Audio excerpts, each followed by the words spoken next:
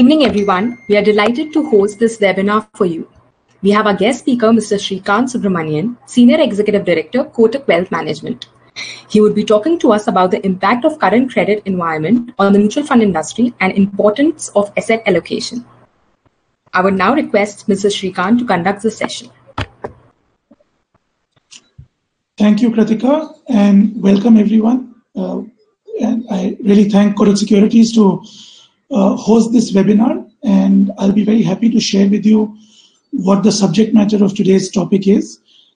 It's a very interesting time that we are going through, especially last Thursday night, there was an announcement that came. Actually, it was quite late in the evening, almost at about 8:30, 9 o'clock. There was an announcement that came that one of the biggest mutual fund houses in India, namely Franklin Templeton, had decided to wind down 6 of its schemes. So what we will do in the next 30 to 40 minutes is just understand what exactly, what all of you would have read in the newspapers as far as the Franklin Templeton news is concerned. What exactly does it mean? How to decipher the information that we all have been reading for the last 1 week, and what the impact of that in the mutual fund industry is. What I've done is I've tried to keep the whole presentation very brief, and at the end of about 30 to 40 minutes, I will have to take some questions as well. So just to begin with, what exactly had happened on Thursday night, which is on 23rd of March, is Templeton, which had a lot of monies into debt mutual fund, and this news in particular was only about the debt mutual fund and was not about the equity mutual fund, was facing a lot of redemptions from investors for the last week, 2 weeks, 3 weeks. And because of those redemption pressures, each time an investor will make a redemption from a mutual fund scheme, the investor will have to sell out of the mutual fund scheme, and the mutual fund has to honor the obligation by giving the mutual fund investor the NAV value that is published by the mutual fund scheme. Now, because of all the situation of post-COVID that we are living in, many of the papers that Templeton had invested in were found to be of credit quality which did not have any takers in the market. By credit quality, what one means is that a supreme credit quality is a credit quality similar to Government of India paper. From there, it goes down to PSUs. After that, it goes to extremely good quality AAA rated corporates. Then it goes to AA plus, AA minus, and so on and so forth. So as we go down the credit curve, the liquidity profiles of these papers in environments such as these start becoming very, very tight. So when Templeton, who had made a lot of investments into papers which were below the credit curve, which means AA, AA minus, and so on and so forth, started having a lot of redemptions from investors, it found it extremely difficult to pay the investors back, given the fact that the redemption pressures were extremely high. So what did it do? Once it realized that the sentiment in the market is only getting worse and worse, and investors are selling whatever they thought could be of risk, they realized that if they did not shut these schemes for redemptions, they may soon reach a situation where investors may not be able to take the money out from the mutual fund, and that will create widespread panic. So under what is allowed for mutual funds from SEBI in India, they used that window to essentially say that on those particular 6 schemes, there will be no more purchases or there will be no more redemptions that any investor can make. Meaning thereby, now what does it essentially mean? A lot of people also interpreted that. Does it mean the Templeton schemes have all gone bankrupt? Does it mean that everything has gone belly up? Does it mean that Templeton has gone belly up? Actually, none of that is true. But what is true is Templeton believed that it acted in the right interest of the investor, and if it did not put a liquidity ban or a redemption ban from the scheme, then they may not have adequate liquidity to give monies back to the investors. So they used what they could as per the AMC rules and completely stopped any redemption pressures.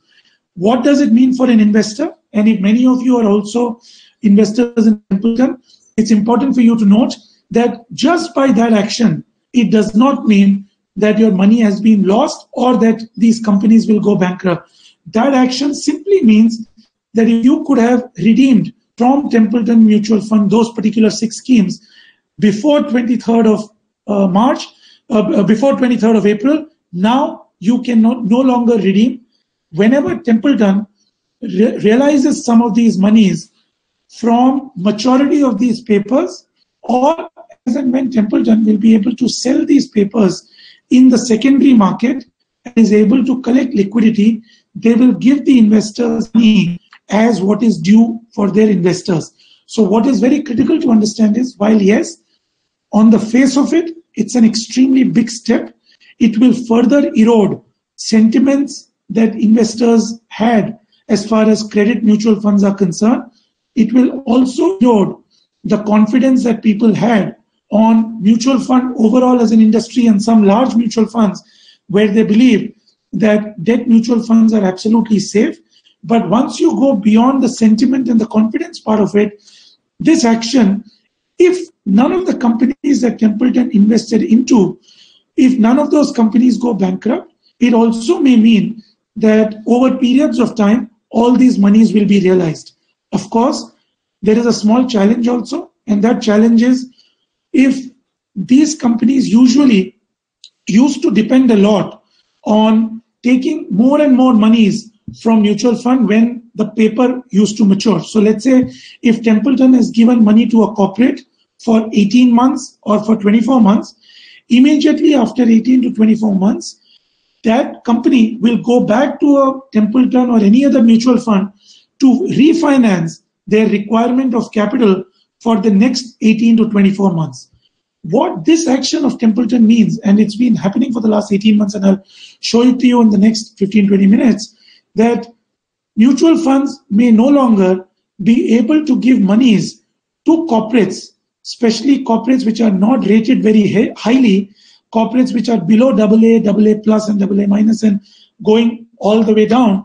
They will find it very difficult to raise money from mutual funds, because if mutual funds give money to these corporates, then you as investors will withdraw your monies from mutual funds, because after what all of us saw happening in Templeton, we may not want to invest our money to mutual fund schemes which give money to lowly rated companies. So this will have some ramifications as far as corporate India is concerned. This will also mean that corporate India's ability to raise capital from mutual fund will remain muted for a fairly long period of time. Now, that is, in a nutshell, what has happened post 23rd of April and how to interpret the whole situation. Of course, the regulator's final word is still to be seen. SEBI will weigh in at some point in time in terms of whether it sees the action taken by Templeton as appropriate or not. But as of now, investors have, post this announcement of Templeton, redeemed a lot of monies from what they feel are not good quality credit. And that is what my next 2-3 slides will show.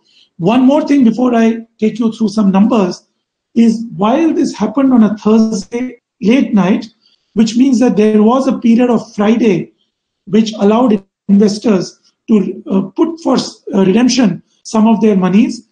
Saturday and Sunday markets are shut, but Monday morning, Reserve Bank of India, acting very swiftly and almost coinciding with the market opening, announced that banks can borrow from RBI under a special window 50,000 crores, which banks can specifically use to further lend it to mutual funds in case mutual funds face redemption pressures which are so high that mutual funds may not be able to liquidate their portfolio and give monies back. So in order to give mutual funds enough liquidity, RBI opened a tap of about 50,000 crores. The amount per se is not very high, because the total debt mutual fund industry at its peak was about 12 lakh crore to 13 lakh crore.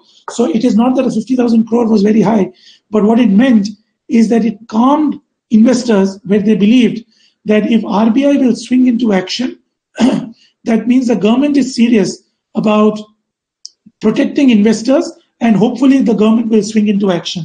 That was a well appreciated step, and we in the industry saw that after the RBI intervention happened on Monday morning, the panic somewhere subsided, and now as we speak, I think the industry is back to some degree of sanity, and we are not seeing that level of redemption that we thought can happen because of the pressures due to the Templeton issue. Now, that is in a nutshell what exactly happened with the Templeton issue, and this issue was only and only limited to Templeton, and even amongst Templeton, it was only and only limited to those 6 schemes. Apart from that, no other scheme as of now has made any official recommendation per se. This is a simple chart which essentially shows everybody 2 things, that A, how the debt mutual fund industry has grown from 9,11,000 crores 4 years ago in March 2016 to almost a peak of 13,22,000 crores in March of 2020. Now, which means that post 2016 March, when equity was not doing very well during of time, of course, 17 and 18 were very good for equity, but 16 was just about okay. Then again, 18 and 19 were just about okay for equity and actually not giving substantial returns for investors.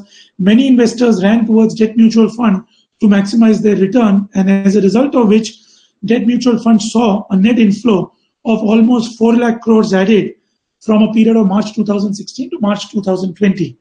Also, what is important is while there are almost 40 mutual fund houses in India, what is important to note is people do perceive that the stronger the mutual fund, the better it is for investors to keep their money in mutual fund. While there is no science to prove it, but this is how sentimentally investors believe that they may feel far more comfortable to be with some of the big mutual funds. So the top 5 mutual funds in India almost has 2/3 of the entire debt mutual fund share of investors. And if you go down to top 10, it's almost close to 90% of the entire debt mutual fund is with the top 10 AMCs. So it's a very concentrated mix of the debt mutual funds that is there with some of the top AMCs in India.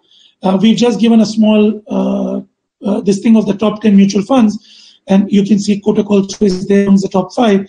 But that is how HDFC has almost 16%, going all the way down to about UTI, which is about 4%. And you'll be very interested to know that even Templeton at that time had almost 4% market share, which now, after that issue, will no longer be the case. Moving on. Again, a very interesting trend. If you see what happened in January of 2016, total credit risk fund is nothing but a sub-asset class of the total debt mutual fund industry.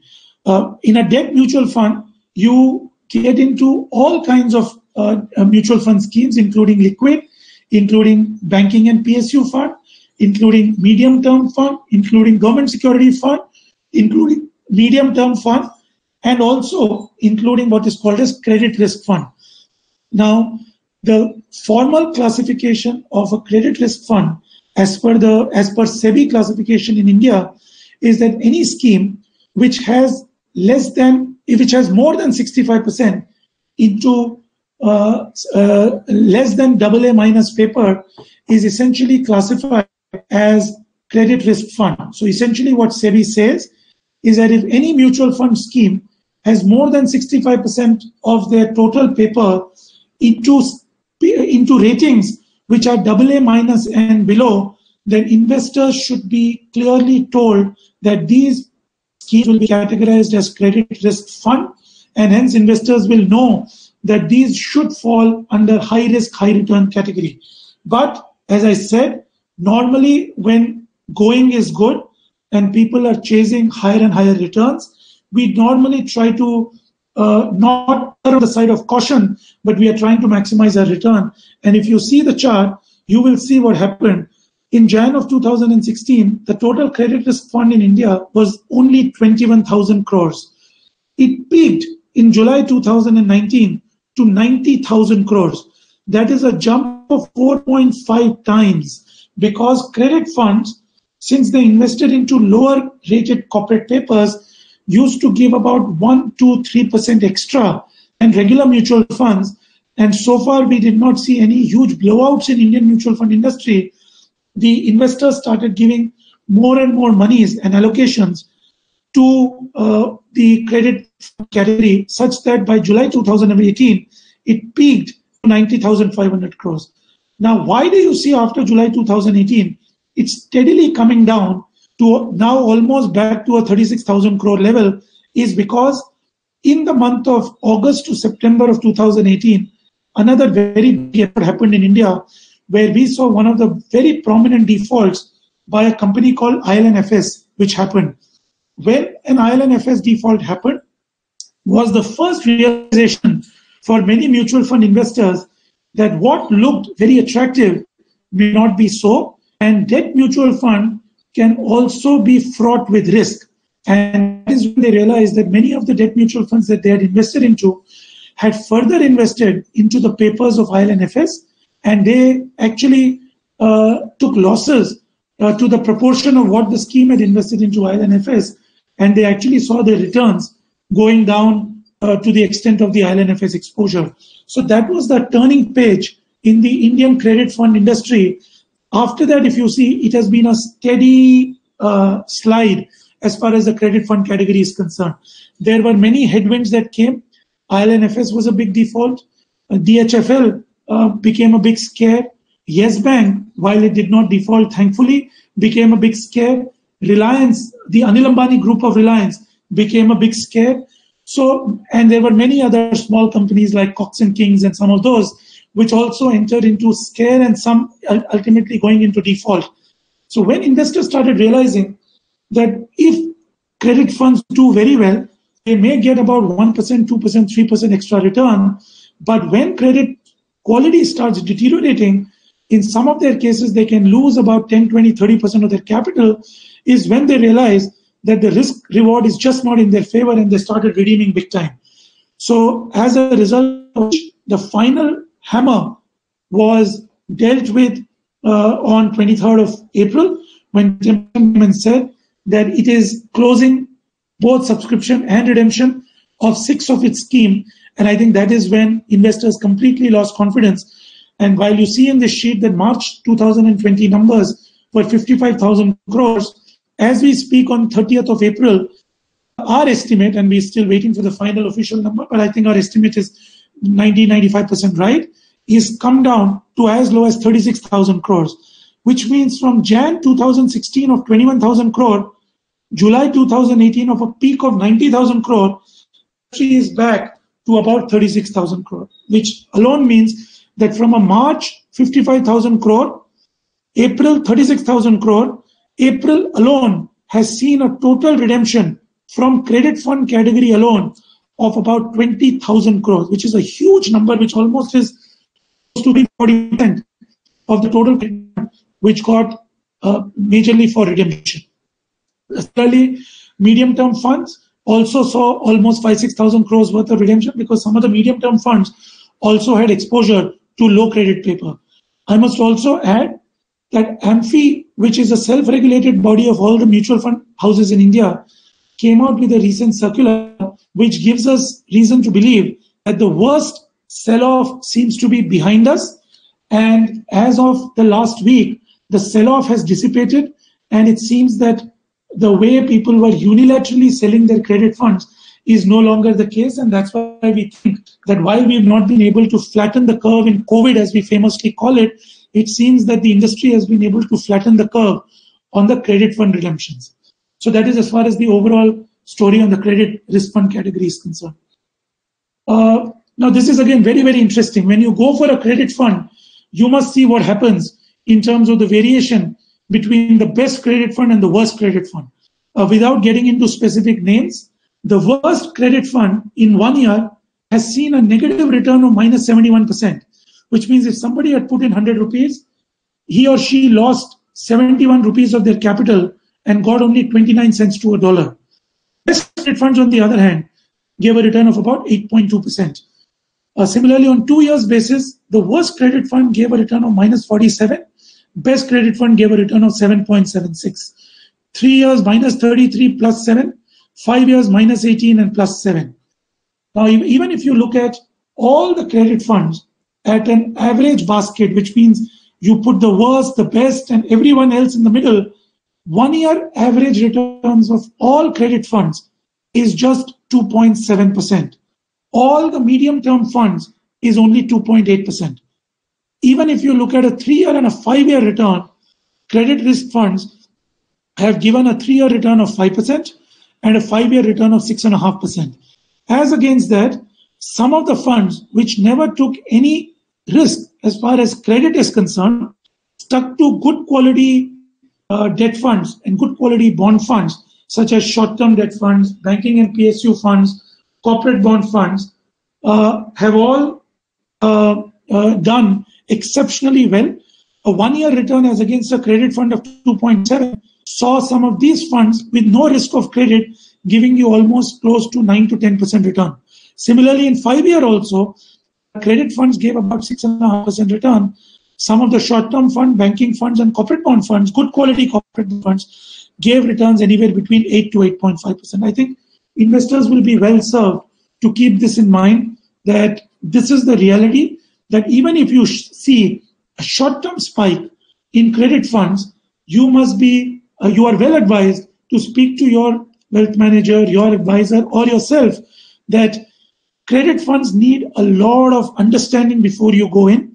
And unless you understand what you are going in for, my suggestion is it is not a risk-free product. So unless and until everybody understands that credit funds come with their own sets of risks, they are well advised not to go into it till the time they understand the risk of it very, very properly. Moving on, this is the point that I mentioned. And this is to give you both a sense of what happened in the credit fund industry, and also to give you a sense that the industry did not see the kind of outflows in the other categories. So if you look at the data, what the data says is that the total industry number on 31st March 2020 was roughly about 5,36,000 crore for the categories that I mentioned. This obviously does not include liquid and some of those. As on 30th of April, it is still about 5,16,000 crores, which means the total loss at an industry level is only 20,000 crores. Out of this 20,000 crore, 25,000 crore was only on account of credit and medium-term fund, which means if the net negative for mutual fund industry is 20,000 and credit and medium-term alone are about 25,000 crores, which means all other categories actually saw a positive inflow of about 5,000 crores. So it does not mean that because of what happened in Templeton, all other funds are bad. As you can see, the fund that is called as BPSU, which is Banking and Public Sector Undertaking Fund, actually saw almost 8,000 crores of inflows in April alone. So it is very important that when, as an investor, you take a call, you must take into account all the facts and information available to you before you ultimately make the final call. The last slide on this topic, and then I move to the other topic, which is an asset allocation, is this I thought was interesting. While this is nothing to do with the overall credit environment in the country, but because of so much of sentiment erosion, what has happened is RBI, as is true for across the globe, and it was no different in India as a story, we kept cutting rates and we kept easing the overall liquidity position. As a result of which, the yields, or what you call as returns on your debt papers, have come down significantly. So January 1st January 2019, 3-month paper, 6-month paper, and a 12-month paper. These are certificate of deposits issued by good quality banks. If they were trading at anywhere between 7.5% to 8%, now on 30th April 2020, they have come down to as low as 4.5% to 5.5%. Now that's a dramatic shift of almost 3 to 4% drop from the highs of January 2019. Similarly, if you move from certificate of deposits to the 1-year to 10-year bucket of AAA PSU categories, which means absolutely good quality papers backed by the government of India, they from a high of 8 to 8.5% again have come down to about 6 to 7.3% between 1 year and 3 years. Similarly, GSEC has come down from 7.36 to about 6.13. The important thing is that, and that's what I said, we are not true only for India. It is true even for US, where in US alone, we are seeing that the trend as far as the US 10-year is concerned has been a peak of 2.69%. It has gone down to as low as 0.62%. Crude oil, all of you would have seen what happened. From a high of 54%, it has gone to from a high of $54 per barrel, it has gone down to $25. While all this have gone down, what has steadily gone up is gold. From Jan 2019 of $1,281, $81 per ounce price of gold, we are today sitting at 1,700. So these were just some price points to give you that how, when the sentiment goes bad, people rush towards better and better quality. So when more and more people rush towards better and better quality, those papers start giving you lower and lower return. Because if more and more people buy papers of Government of India, paper of US Treasury, paper of AAA PSU, paper of HDFC, Kotak Mahindra, SBI banks, the returns on that starts dropping because more and more people buy towards that. And obviously, conversely to that, the yield on those papers will start negative. So that is just a small sort of a synopsis of how rates have moved. I'll move to the next subject, which is a very interesting subject, but slightly different to the subject that I spoke. And I've got 2-3 very interesting slides to give you some sense. Before I move to the next slide, essentially what we as a firm have always believed, and I think that is what most of the wealth management firms across the globe always will believe, is whenever a situation like 2008 global financial crisis happened, whenever situations like 2019-20 COVID situation happens, we have always seen that the best friend for any investor during such times is nothing but pure disciplined approach of asset allocation. Now, because of asset allocation, which essentially means that an investor should always diversify his or her investments across different asset classes purely basis his or her risk temperament. So just because one investor who you know has got all his monies into 100% equity does not mean that it is the right strategy for you. You must sit down, use any of the tools that are available to you, either through tools available through players like Kotak Securities, which are making some of those tools available to you to do your risk profiling and understand what your risk temperament is, or through many such risk profiling tools that you can get through your wealth managers to ascertain what your risk profile goals are, what your capital allocation goals are, and after that decide how much of your money should be in equity, how much should your money be in fixed income, how much should your money be in gold, and how much of your money should be in real estate and international assets and so on and so forth. But it's a given that every investor should ideally follow the golden rule of asset allocation before really getting into the whole area of investing. With that, the next slide is very interesting. It shows why asset allocation is such a golden rule in today's markets, because no asset class at any point of time has been a single winner year after year. So if you look at this chart, what it essentially says is in 2010, the highest performing asset class was gold, which delivered a return of 22.2%. Then look at 2013. Worst performing asset class in 2013 was gold, which gave you negative 10%. Then again come back to 2014, 15, 16. All 4 years, the worst performing asset class was again gold. 17, 18, 19. Gold was 20% positive, 7% positive, 24% positive. Similar story, look at Nifty. In 2011, if anybody would have said that we don't want to invest into equity because equity can be very risky, he or she would have been absolutely right, because in 2011, Nifty gave a negative return of 24%. But what a bounce back Nifty had in 2012, where it gave a plus return of 30%. 2013, a plus return of 8%. 2014, a plus return of 33%. But then again, it had a very muted 15 and 16, very high 17, and then we all know what happened in 18, 19, and the 20 story is no different. This chart shows that across debt funds, liquid funds, S&P 500 essentially is the US market index, gold and Nifty. No single asset class has consistently been on the top of the charts for all the 10 years in question. So all investors are well advised that basis their risk temperament, they should follow a very disciplined approach as far as asset allocation is concerned. Even within asset allocation, look at the interesting slide. There is no single equity market across the globe which has given consistently the best return across the year. Look at 2009, 10, 12, and 14. You as Indian investors would have made the best returns in the world. India in 2009, when we were coming out of the crisis of 2008 global financial crisis, gave a single calendar year return of positive 95%. 2010 gave a return of 16%. 2012, 30, 2014, 26. But also look at 2011, 2013, 2015, 16, and 19. India was at the bottom of the chart. Similarly, US, 5 out of 10 years, US has been on the top, but US also has been on the bottom 2 to 3 of those 10 years.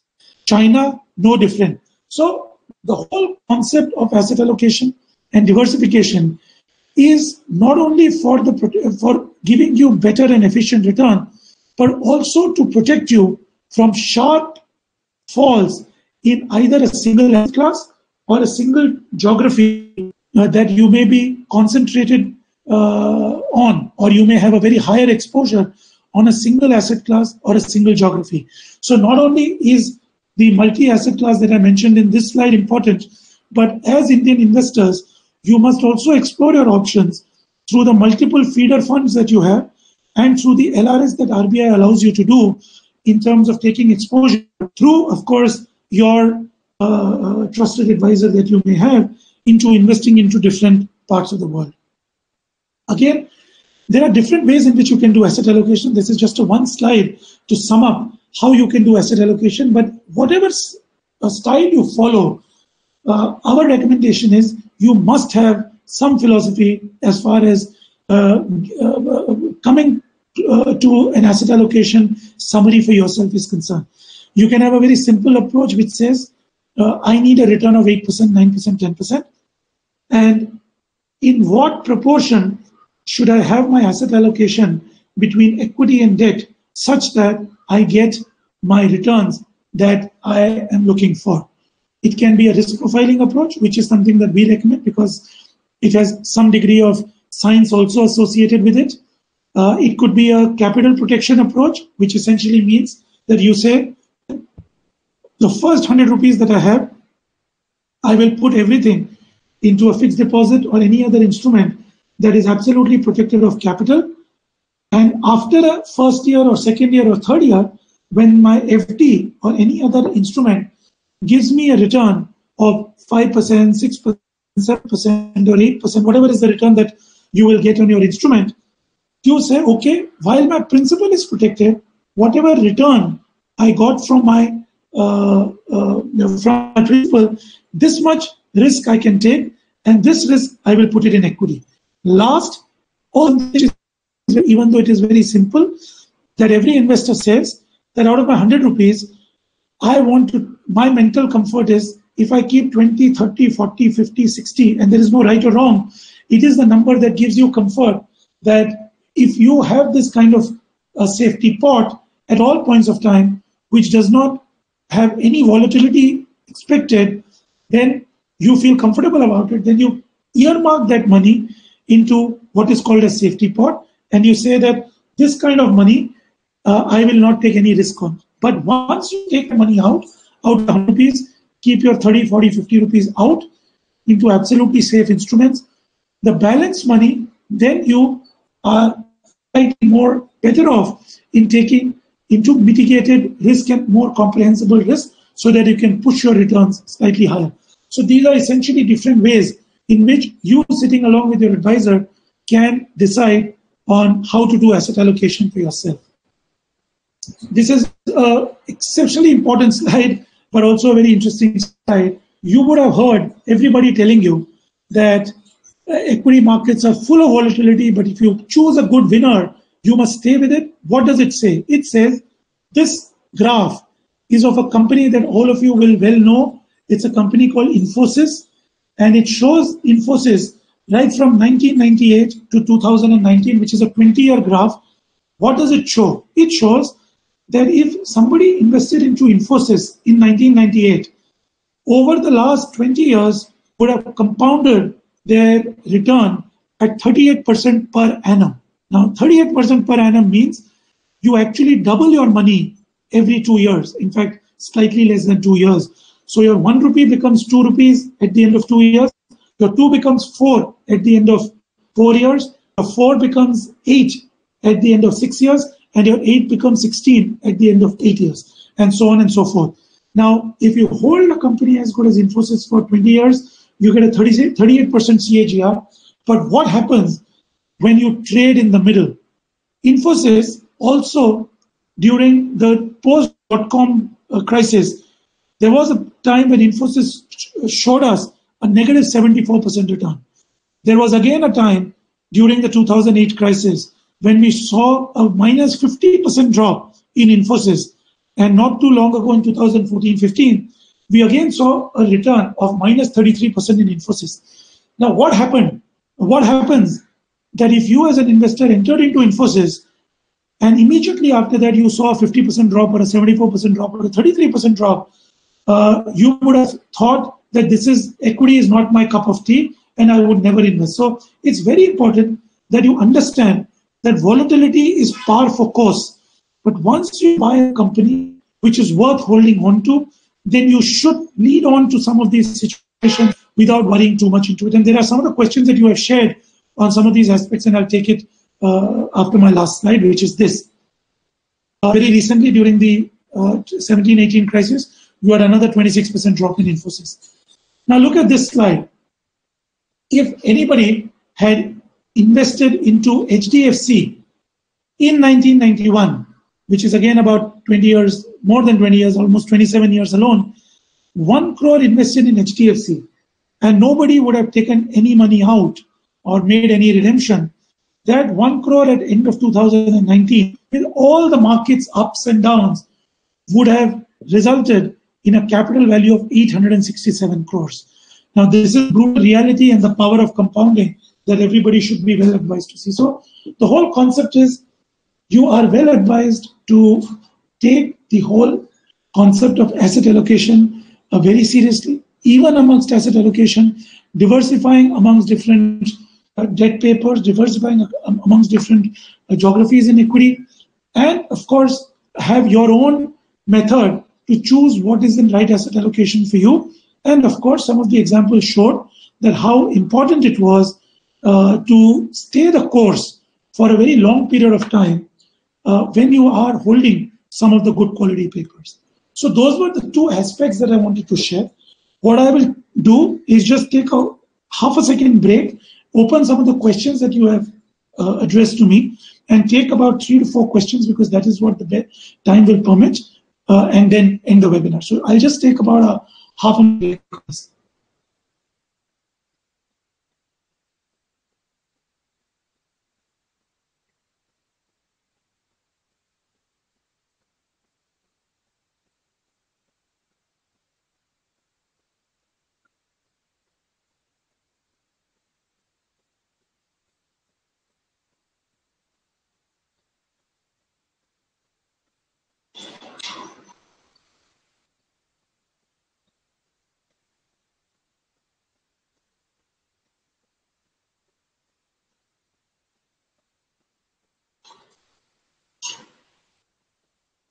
So welcome back, everyone. I'll take one question from, I'll take about 3 or 4 questions.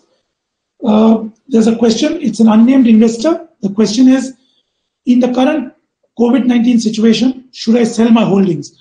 Now, it's a very obvious question, and I would expect everyone to have similar doubts when people are asking those questions. But I'll also be honest that it's not a very easy question to answer.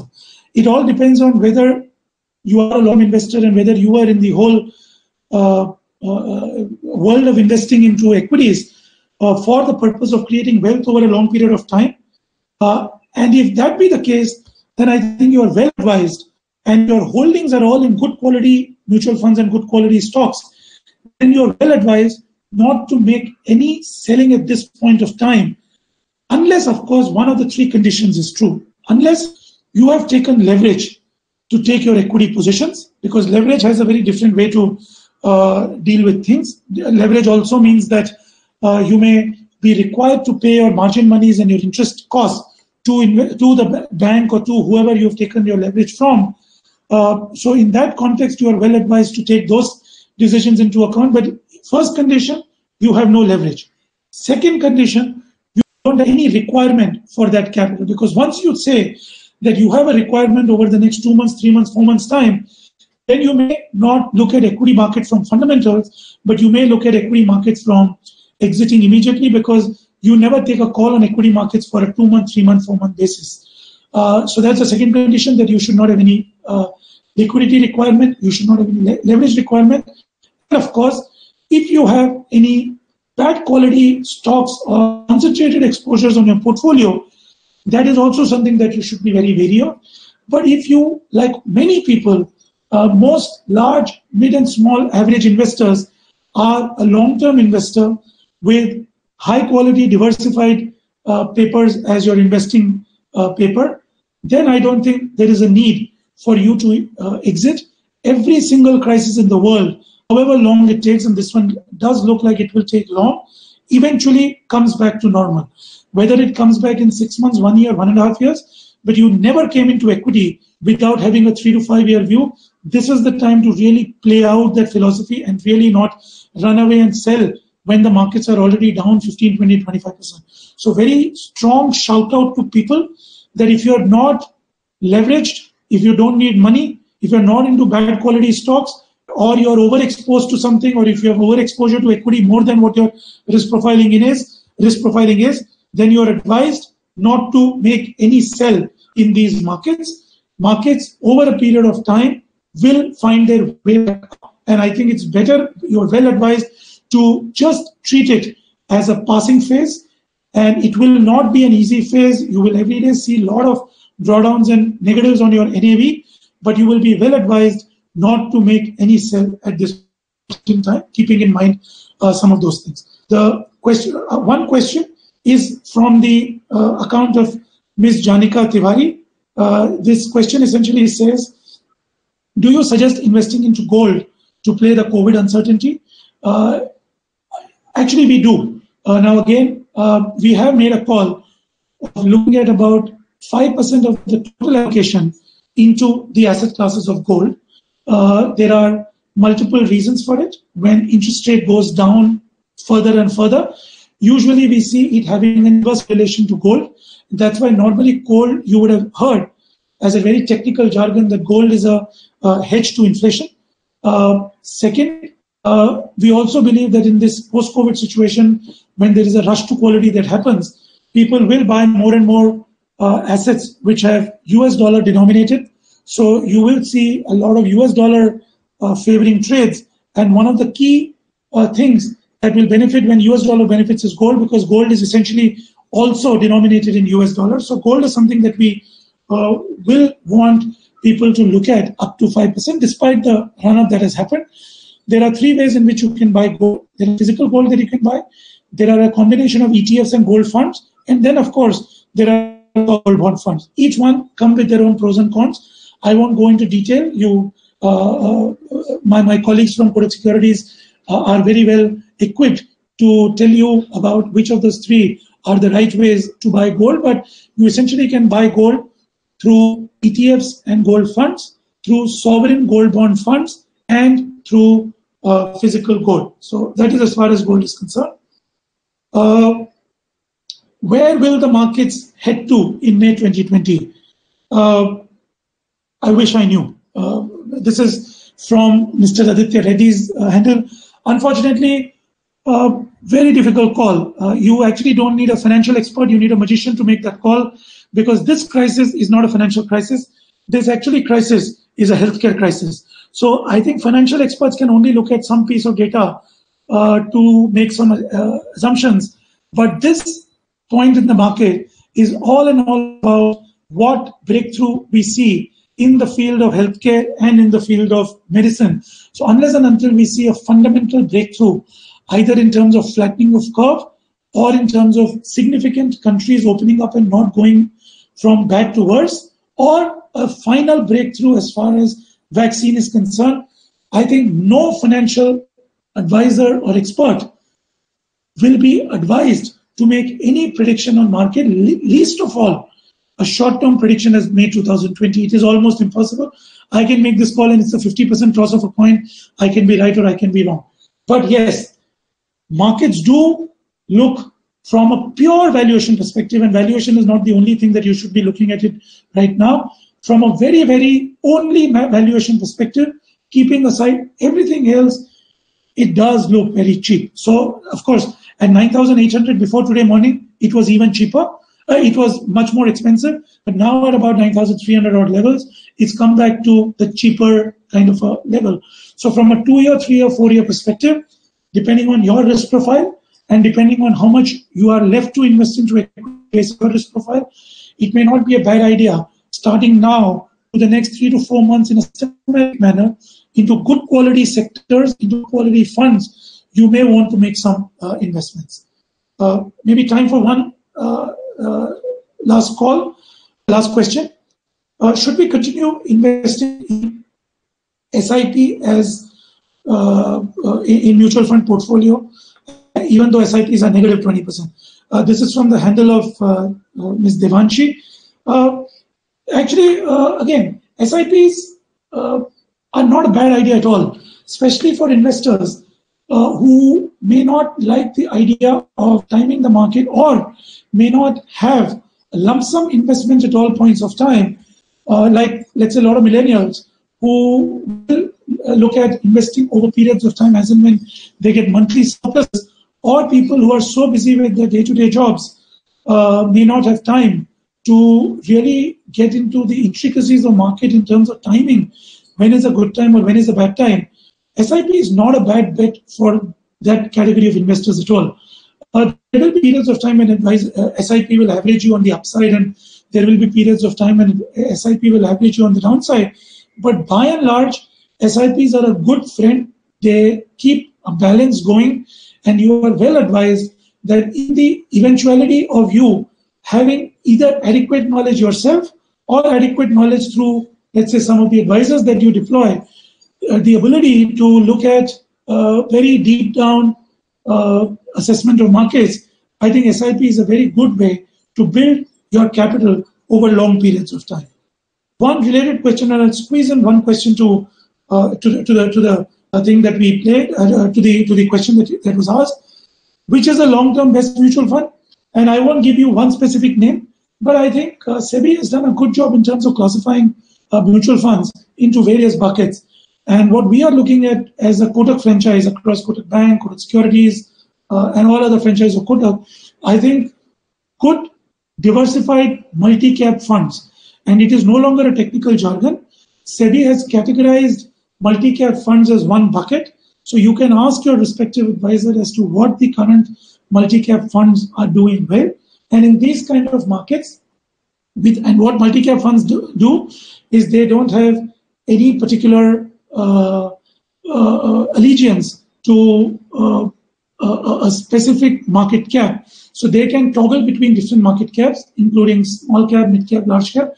And many of the multi-cap funds today are all more and more biased towards large cap. And as things improve, they may take a position of going towards more mid and smaller also. So I think if you want to look at some good quality mutual funds, you must ask your advisors for a specific category of multi-cap diversified funds. That's not a beginning to make. And through an SIP route or a lump sum route, you can look at taking some exposure towards some of these multi-cap funds. So I think that I'll leave the webinar for my colleagues in case they have any parting comment. But thanks a lot for the opportunity and hope you found the whole session useful. I make an open invitation that in case anyone is interested to have any follow-through questions through my colleagues in Kotak Securities, please feel free to ask more questions and we will do our best to come back and answer as many more as possible. Thank you again. Thank you, Srikanth. I'm sure our customers have enjoyed this session. On behalf of Kotak Securities, I'd like to thank you for sharing your valuable insights.